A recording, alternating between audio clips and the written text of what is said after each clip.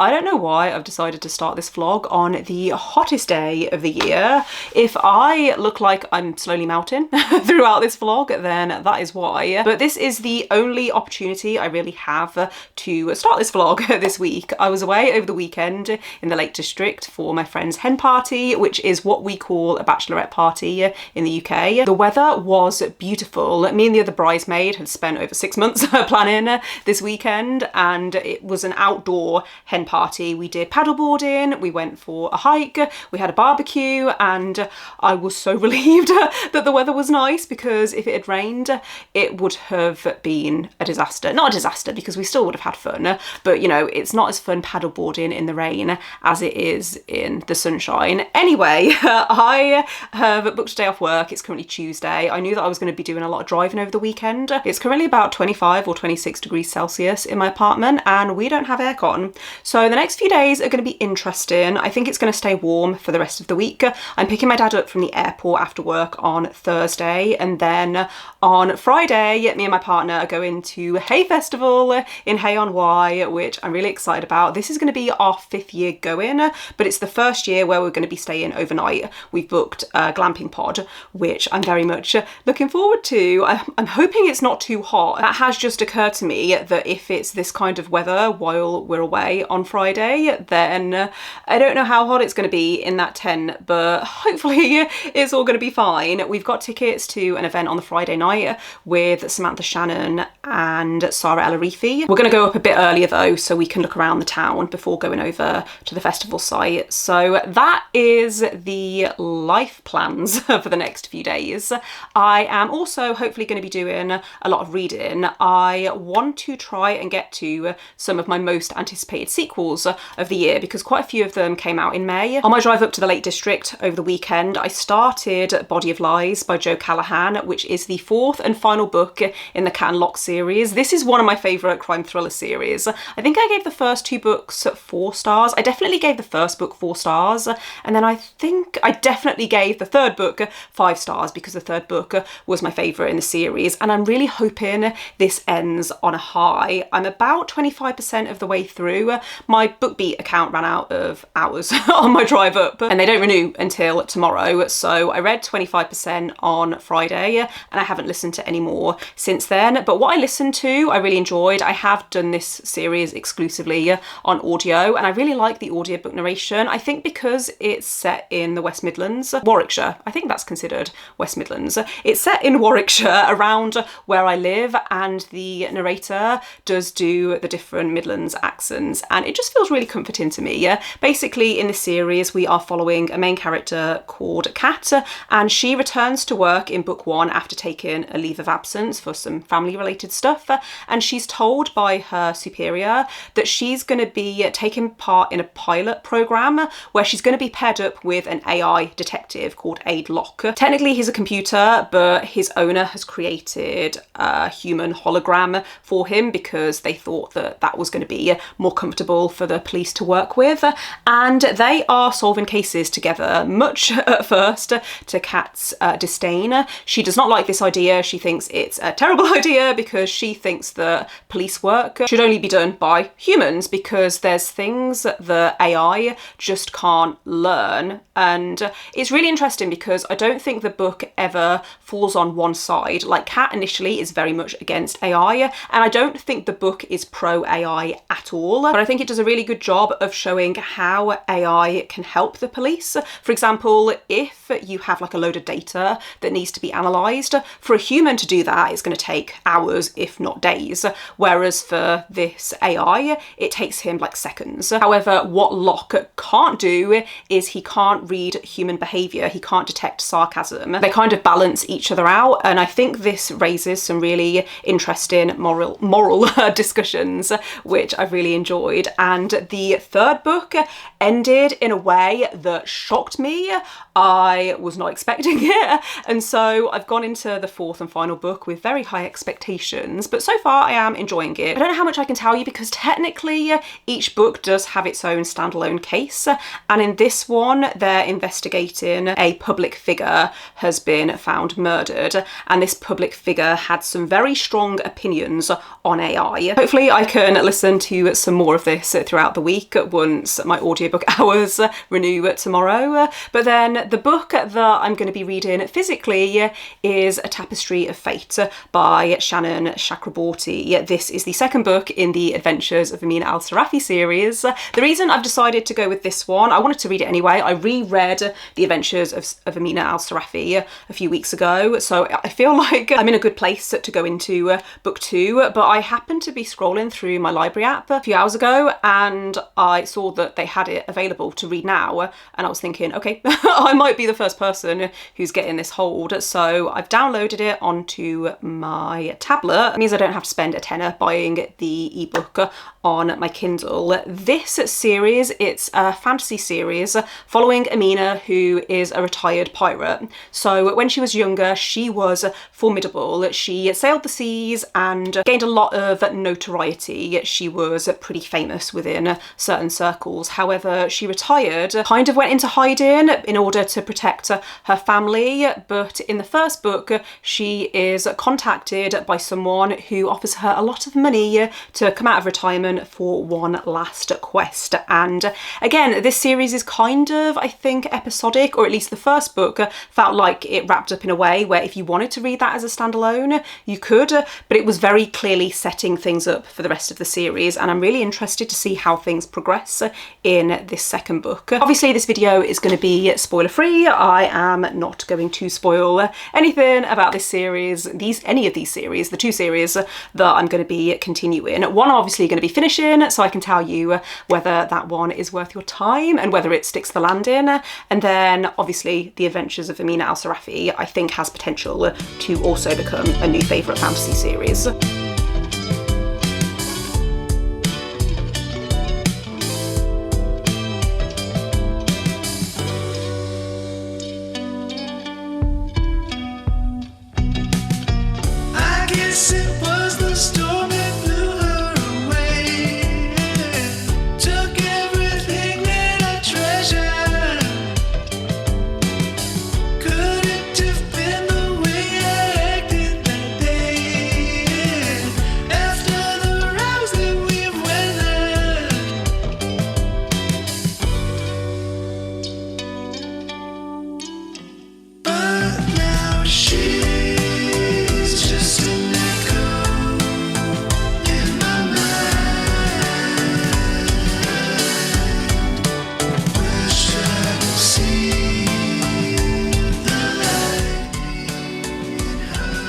Oh my god! I knew you were up here as well!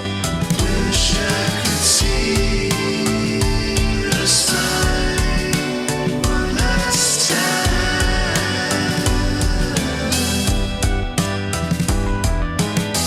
Told me she loved me, she was so good to me.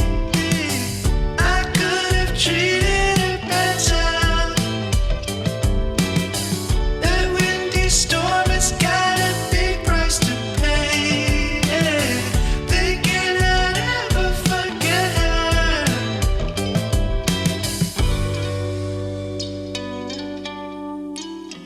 But now she's just an echo in my mind. Wish I could see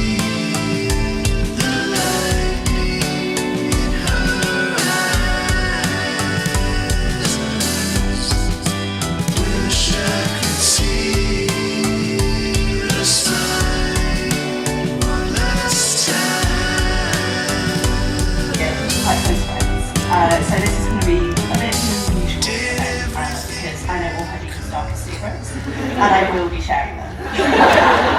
So I am now home from Hay on Wye, and as you may be able to hear my voice, I have a cold, which is not ideal. I'm feeling fine, so I'm going to try and push through to film this update because I have some reading updates that I want to go through with you, and also I want to talk about Hay on Wye and Hay Festival because it was so much fun, apart from, you know, getting ill, which the irony is not lost on me that I've somehow managed to catch a cold on the hottest week of the year. All of that aside, Hay Festival was really fun. It's just such a nice atmosphere being surrounded by people who love books. When you're walking through the festival site, you can see people lounging on the deck chairs and on the grass, reading books, and it's just, yeah, it's so much fun. The talk that we went to with Sarah El-Arifi and Samantha Shannon was so funny. I love Sarah El-Arifi. I think she is hilarious. And I really like Samantha Shannon as well. It was so good hearing her talk about the research that she did for the Roots of Chaos series, because I kind of knew that it was inspired by the tale of George, St. George and the Dragon. Actually hearing her explain kind of,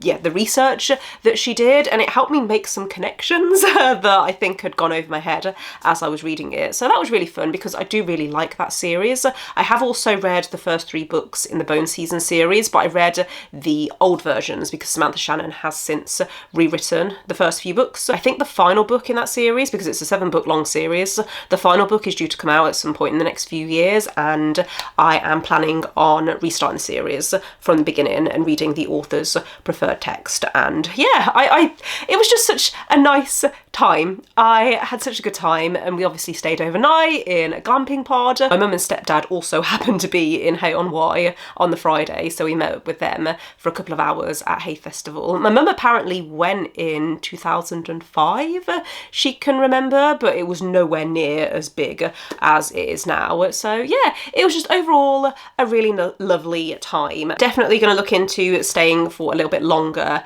next year. I was talking to Sam about this and saying it would be nice to go for a couple of nights rather than just the one day, which is what we typically do. In fact, I think I said this was the first year that we actually stayed overnight, and it was really nice being there in the evening because typically we've had to rush to get home or get the bus, and yeah, it was nice. I've said that already. Enough about Hay-on-Wye. Let's get into the reading updates because I can feel that my voice is going to break. I'm a little over halfway through Body of Lies by Jo Callahan, and I am really enjoying this. In fact, I'm enjoying both of the books that I'm currently reading, but Body of Lies I'm listening to on audio, and the audiobooks are just so good. At this point in the series, I am so invested in the characters. I do feel like the first half of this book has been very character focused. There is a plot in the background, like there's a case that they're kind of working on, but it does feel like it's much more about the characters because there was a lot that happened at the end of the 3rd book that they're having to process, and then there's stuff that comes up in this book that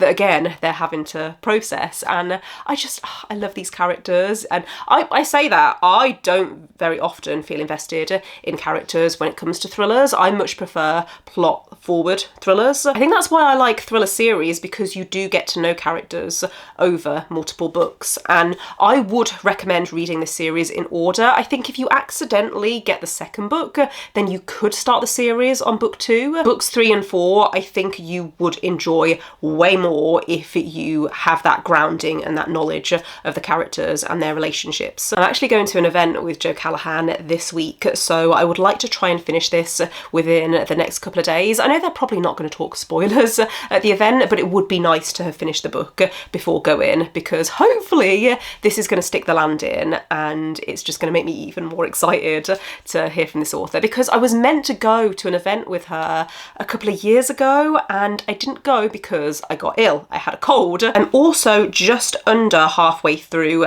Tapestry of Fate by Shannon Chakraborty. I actually tried to find a physical copy of this. The hardback is out now and I really wanted to buy a copy in Hay-on-Wye if I saw it, and I didn't see it anywhere, which is a shame, but I am really enjoying this and I'm so relieved because Shannon Chakraborty I consider one of my favourite authors. I've read the Day of Bad trilogy by her, loved it, and then obviously really enjoyed the first book in this series, and with this 2nd book it feels so good to be enjoying it because there's too many times where I've loved the first series that I've read from an author and then the 2nd series that I've read from them has kind of let me down, but so far I think this is better than book 1 and I really enjoyed book 1. As a vague plot, we're following the characters as they are trying to track down a magical object, and the stakes feel very high. The stakes felt high in the first book, but compared to the Day of Bad trilogy I do feel like this series is a bit more more fun and a bit more upbeat, but I think Shannon Chakraborty gets that balance right, where there are moments of wit and humour and lightheartedness, but at the same time, you know, like there's some serious and intense stuff that's happening, and I really like how this series is paced. This book in particular, there's definitely a plot, but it's, again, it's very character driven, and you get to see those moments with the characters where they're interacting and you get to understand their relationships. Amina has all of these, you know, these friends. She has this found family that she's brought together, as well as having a biological family. She desperately misses her daughter every time she goes away. She also has a mother and a brother. There's conflict there because obviously when you're in Amina's line of work, things are a little bit dangerous. I also love how Shannon Chakraborty writes a setting and brings it to life, and there's so many just really gorgeous descriptions of food and the scenery, and it just feels really immersive. This also weaves in one of my favourite things that I love about historical fiction and fantasy. And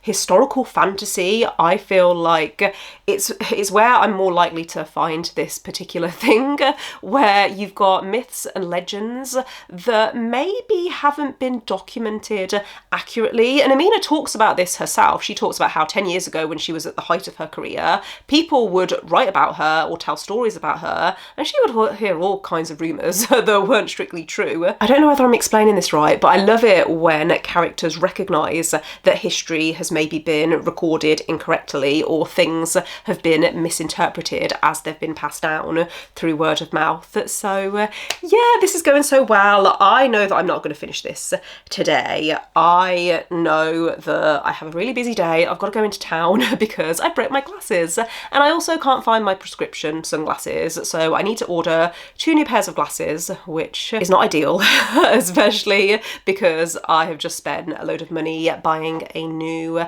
camera, which the footage that you've just seen from Hey On Why, I actually filmed using my new camera. I'm not filming this on my new camera because I need to get to grips with the settings. It's a little more complex to use than I was expecting, but I did treat myself to the DJI Osmo Pocket 4, which I've seen a few people who have the Pocket 3, and I think this is just going to be so much easier for when I'm traveling, because the camera that I have, it's not massive, but it's not the easiest to carry around. I'm going to wrap things up here because I feel like I'm struggling and it's also getting really hot in this room, but I will check in with you once I have finished one of these books. I don't know which one it's going to be first, but I will let you know.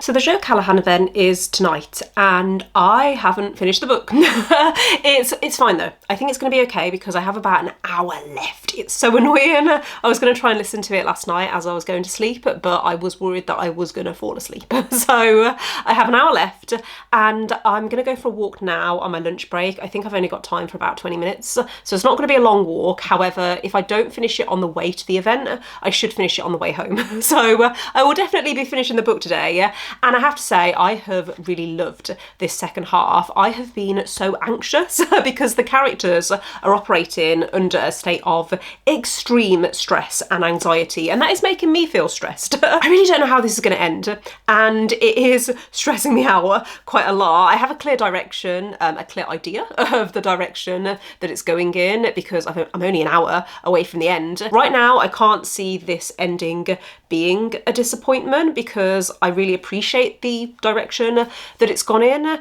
The only reason I can see some people not loving this series is because it is quite direct and it is quite obvious. Some people might say that it's a bit on the nose. I don't mind that in this case. Even though there's not really much room for interpretation, it tells you pretty much, like, it makes it very clear how it wants you to feel about certain situations. It is quite obvious, if that's the right word, but I think what I appreciate is that it does show both sides. Like, it does show situations where AI is helping the police and where it's not. And so I do think it's thought-provoking in that sense, and I do think you could have a good discussion about this book, or these books, this series. I need to stop rambling and go for my little walk so I can get back to listening to this, because yeah, I was so stressed out last night. This was not the book to be listening to as I was trying to fall asleep, because I was just so gripped.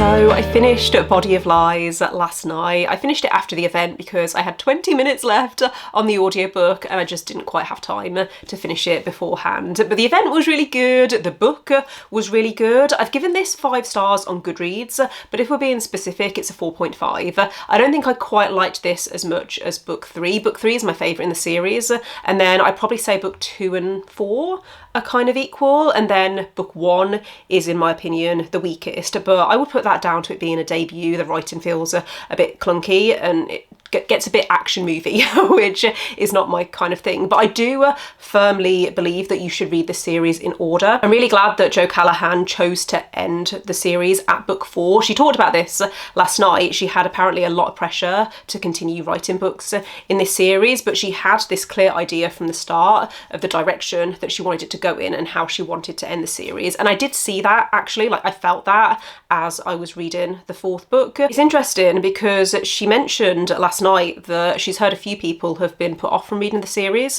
because they hear it's about AI, whereas this is actually a very human story. There's a lot that I'd forgotten about to do with book 1, but even before the start of book 1, like the setup for book 1 is that Kat is returning to work after losing her husband. Her husband has passed away from cancer and she has a teenage son who's going off to uni, so there's a lot of complicated human feelings that she's having to navigate. And then within her team, they also go through these experiences that, you know, are very human. And a recurring thing throughout the series is every so often Locke will say something and Kat will kind of pause and think, that was a very human thing that he just did. It like that seemed like a human emotion. And she's questioning, and as the reader you're questioning, is he becoming more human or is he just repeating what he's observed, what he's learnt? Is he just mimicking behaviour? You know, it's left up to you to interpret, and I really liked that. Also, what I said before about how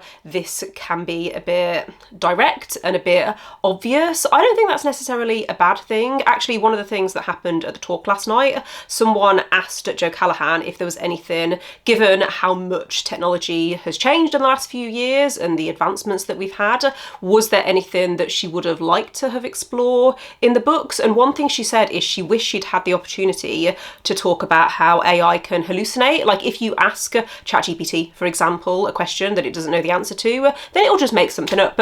And when she said this, obviously I know this, but there were so many people in the room who like gasped and were like, what, really? Like they couldn't believe it. And I think that just goes to show that we need books like this that are a bit more direct and that do tell you directly these sorts of things. So yeah, I overall really liked this. I thought it hit all the beats that I wanted it to hit. You know, for the last book in a series, I think it was really strong. I still have about 100 pages left of Tapestry of Fate, so I'm going to try and finish that tonight. I could have finished it last night, but I would have had to stay up until about 1 in the morning, and I wasn't prepared to do that. So I think it's going to take me a couple of hours to finish it this evening, and then I can give you my final thoughts tomorrow. But I am really enjoying this. It's got really intense, and there's all of these little layers and things are coming together, and I really like how this is more a book about friendship. I feel like the first book was more about a complicated romantic relationship, and it was more of an adventure, and this, it still feels like kind of an adventure,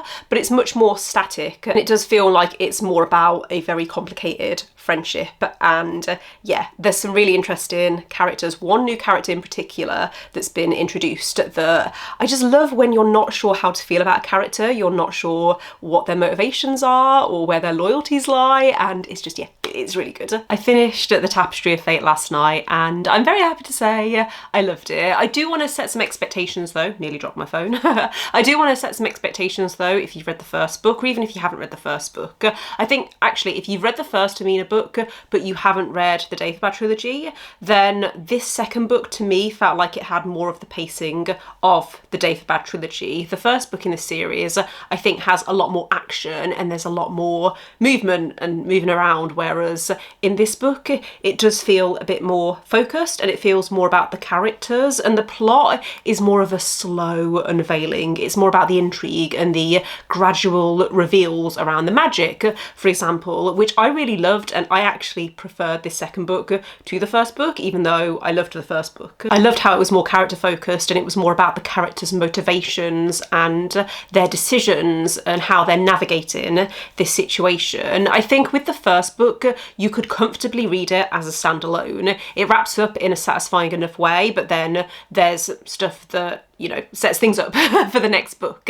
And this second book does something similar where things are kind of wrapped up, but my reaction to the ending was, okay, I need the next book now.